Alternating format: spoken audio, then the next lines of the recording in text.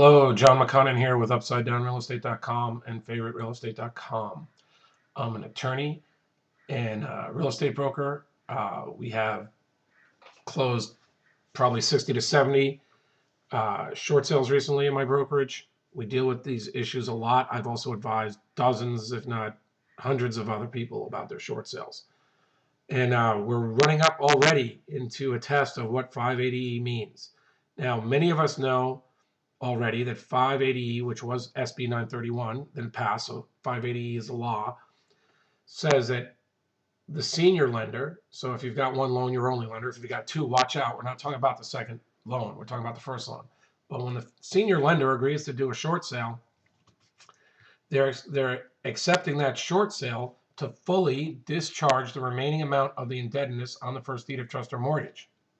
So if they're agreeing to the short sale, what happens when the mortgage insurance company wants your seller to sign a note for $10,000 or $20,000? It's a very, very tricky question, because conceivably, right after that short sale closes, there is no more money owed on that short sale, at least to the senior lender. Yet, and so you'd argue, well, that whole thing is now gone.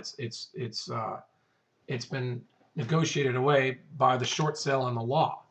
However, the mortgage insurance company would argue that in order to accept the short sale, your borrower induced them to agree to the short sale by agreeing to that note. So this is already an interesting issue. I have my opinion. I'm not sure that opinion really matters. The important thing is that the borrower knows ahead of time that this issue could come up, because there's, especially with B of A, mortgage insurance comes up all the time, a bunch of times with Citi. We know Chase asks for money. So this 580E is going to have to be, well, eventually it's going to have to get fleshed out in the courts, but we're far away from having any sort of guidance from appellate courts or the Supreme Court in California, in my opinion. So we have to now know that the sellers, the lenders, are getting a little cute already. Secondly,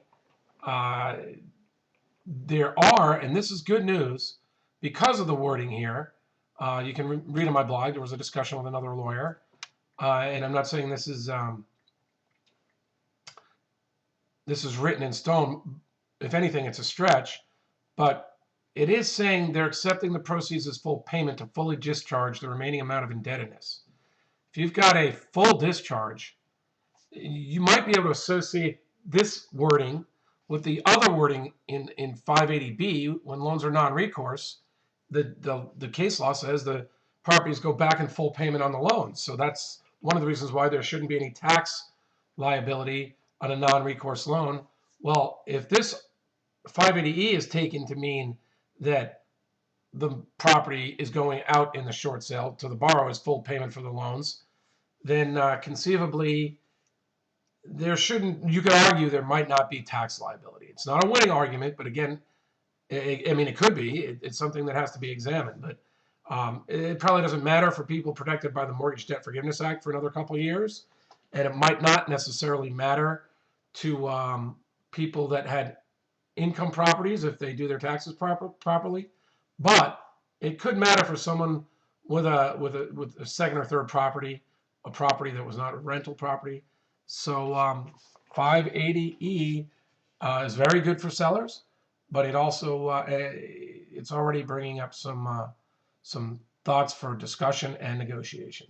Thank you, John McConnin, UpsideDownRealEstate.com and FavoriteRealEstate.com.